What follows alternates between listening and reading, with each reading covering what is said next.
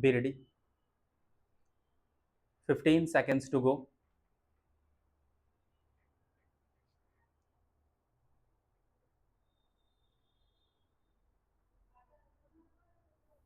5 seconds to go.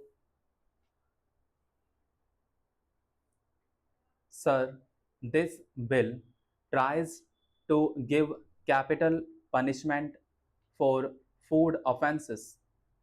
My experience of the working of the rationing laws in my state has been that the majority of the people who are arrested and convicted for these offences are poor people who carry small quantities of grains from one place to another for their own living, and these people are put in prison and harassed.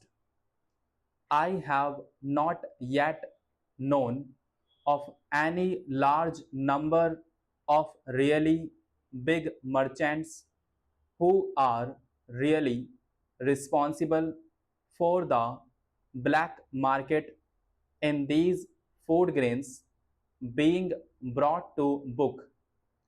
This bill, which we are passing and in which the punishment has been raised to 3 years, and in which it has also been provided that the carriers by means of which this smuggling takes place should also be forfeited, will not achieve the desired result.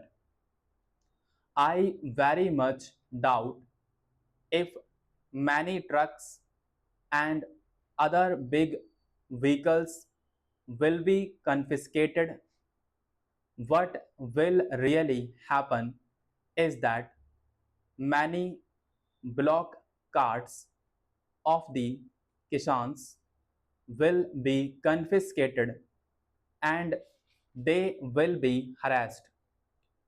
That is my practical experience from the interior of the Gorakhpur district, where lies the border between UP and Bihar, and where I find many people carrying small quantities of grains for feeding their starving families.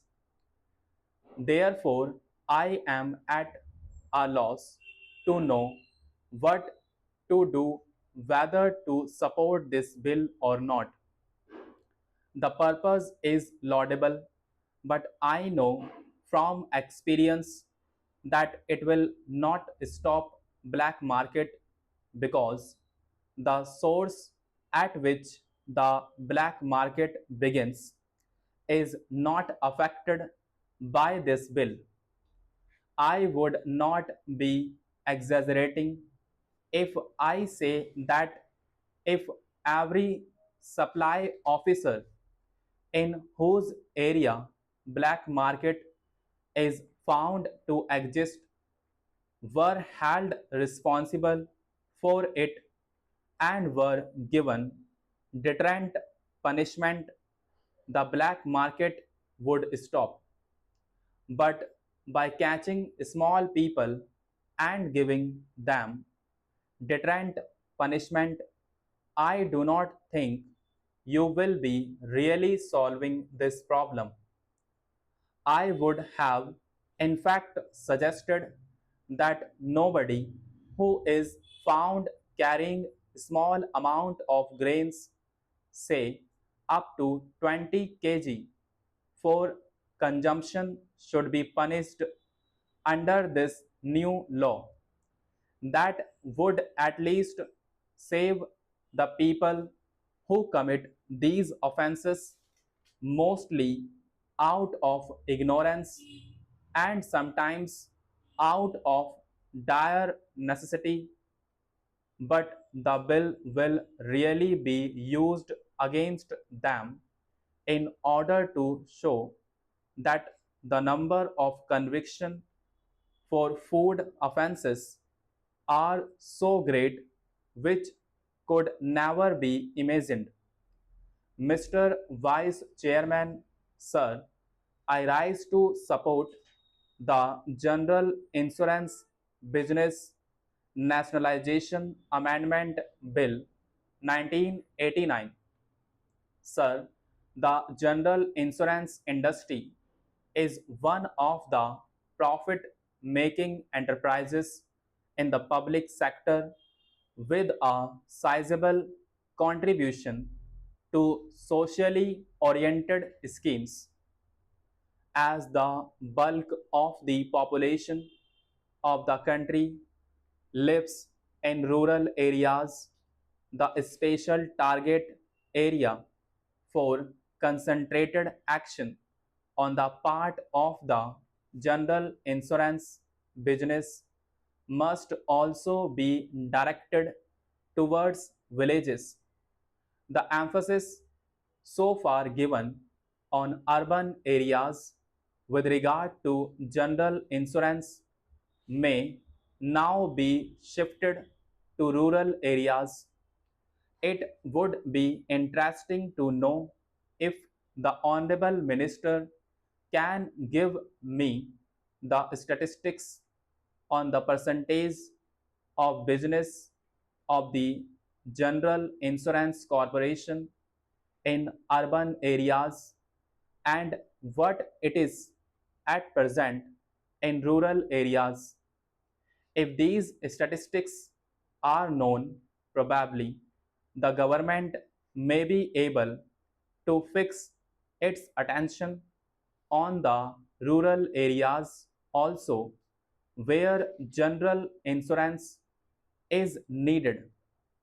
Sir, the present ceiling of rupees 75 crores as authorized capital is now considered inadequate with the growing population and expanding business.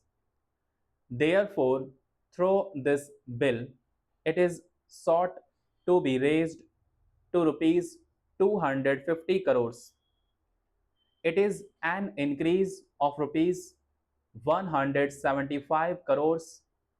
Sir, I would like to know from the Honorable Minister whether it is adequate keeping in view the anticipated growth of the income and profit of the corporation in the next 10 years. If we see the growth in the last 10 years, I think the capital base could have still been increased without coming to the house again because in the next 10 years the growth would be tremendous as far as the general insurance business is concerned. I think the Honorable Minister may consider that the authorized capital may be raised to take a realistic view of the situation. Sir, the GIC is one of the highest taxpayers in the country. Therefore, a further increase in the authorized capital would have given further impetus to the activities of the corporation, and that is why I pleaded that the capital could have still been raised. This is another reason for doing so. Sir, the coverage of the GIC has also to be increased so that it could serve a large number of poor and unorganized people in this country, especially the rural areas.